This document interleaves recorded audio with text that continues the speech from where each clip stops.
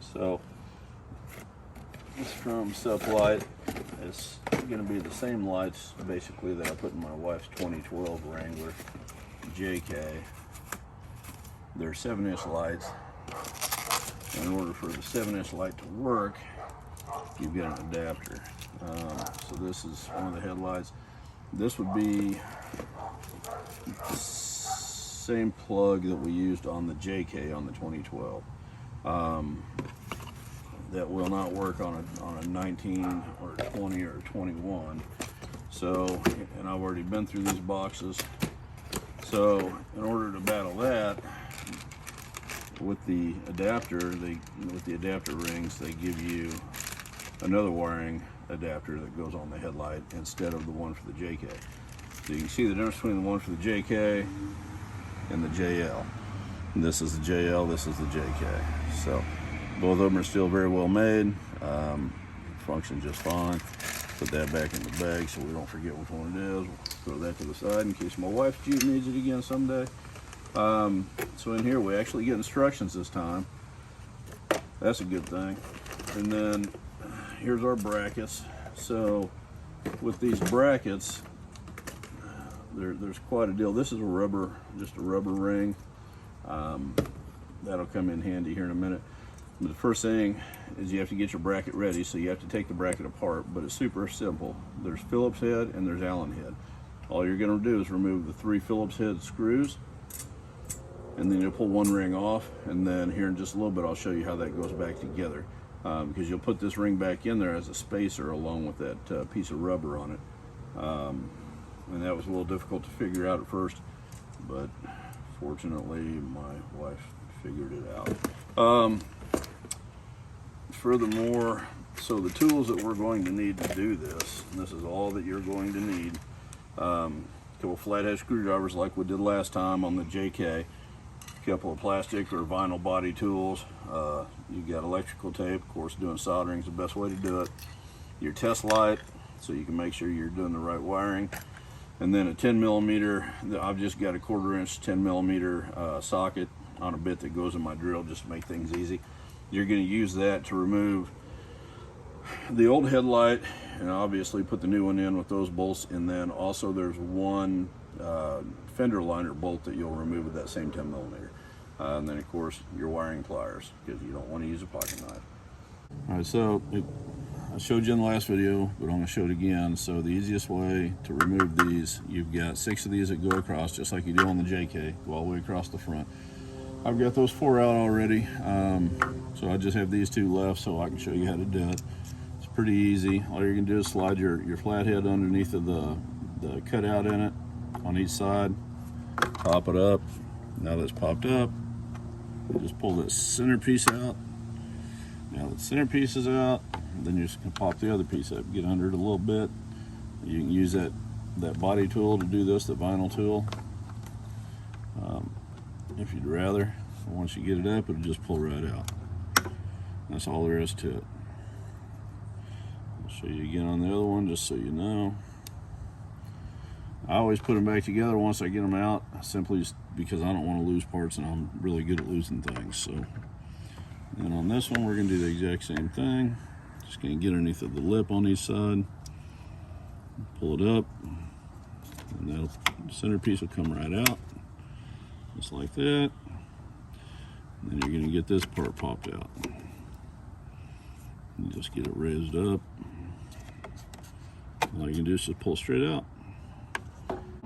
You can see right here on the bottom of the grill where you've got all your little compression fittings. They're going to slide into the holes right here. Very easy thing to do. So the old one, real easy deal there. You've got 3 bolts to remove, and that's it. I always just use the screw gun just because it's just easy for me.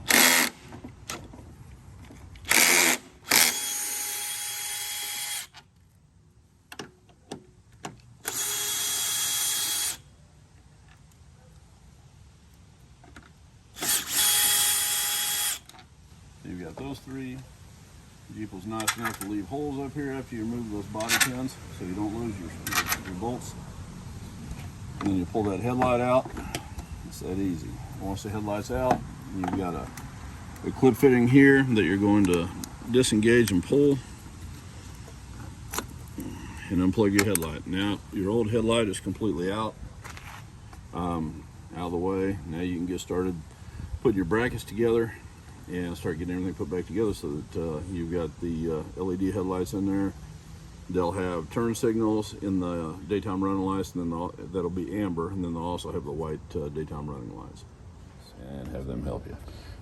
So once you get those out, now you've got that spacer ring completely removed. That's all that is a spacer ring. Now, here's the interesting part to this.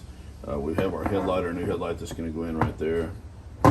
So where I got flustered at before, so this rubber piece, and that's all this is that rubber piece. It goes on over the top of the metal piece, your spacer ring.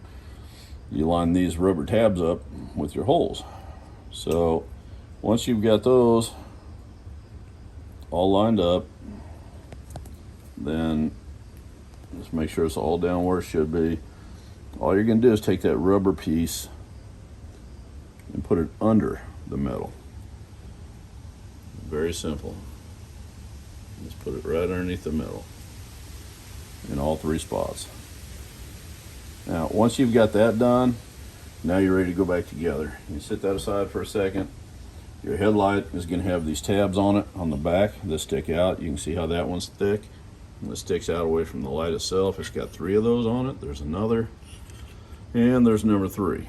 So when you put it into this bracket, you've got these cutouts on the bracket in 3 places. So you want to make sure that you get those all lined up. That's going to make the job a lot easier for you. Once you have those in there and lined up, there. All right, so it's in there, it's all lined up.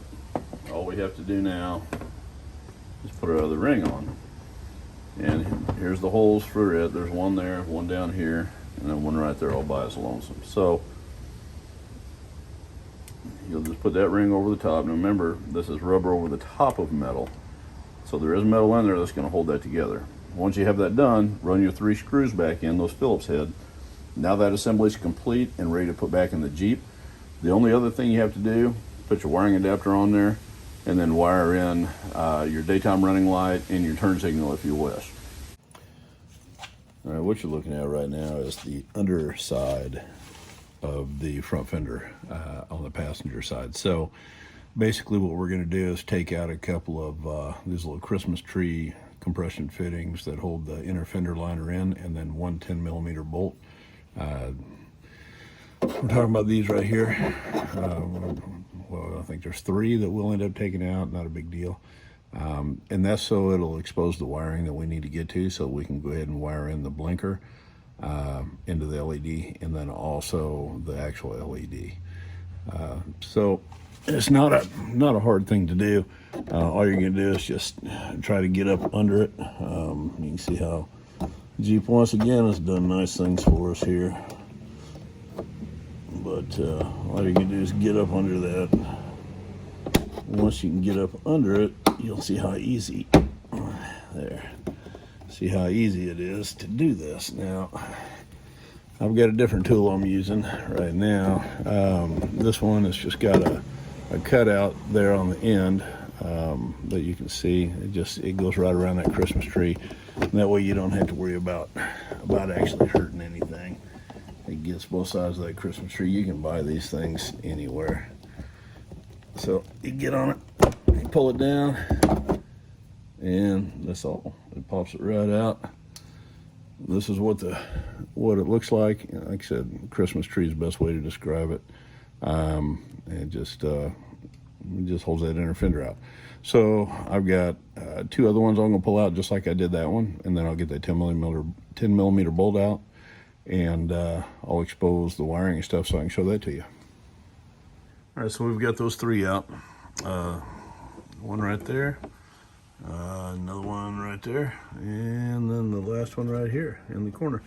This is the 10mm bolt right here. So you'll need to get that bolt out, and then we'll be able to fold this fender in.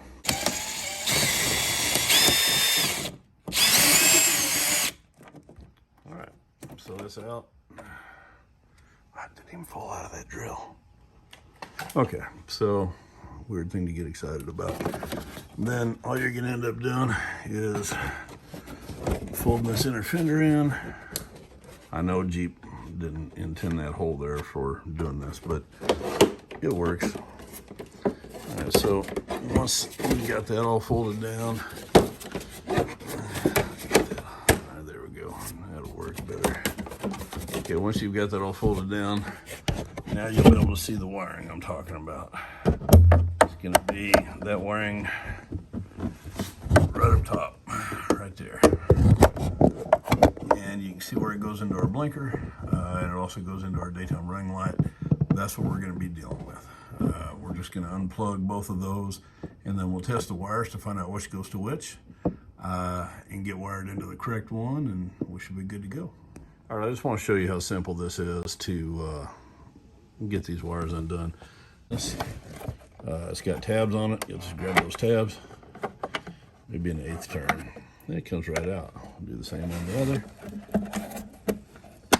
1/4 turn, it comes right out. You'll see one is amber, one is clear. Amber goes on the inside, people. Okay, that's your turn signal. Pretty simple. The trouble light lights up. Okay, so now you know you have the right wire. So that's the wire that we're gonna go ahead and run to on that one. Now to get that out of the way a little bit so we can see our other one. This is our blinker. It has 2 wires going to it because it's just dedicated as a blinker. On there.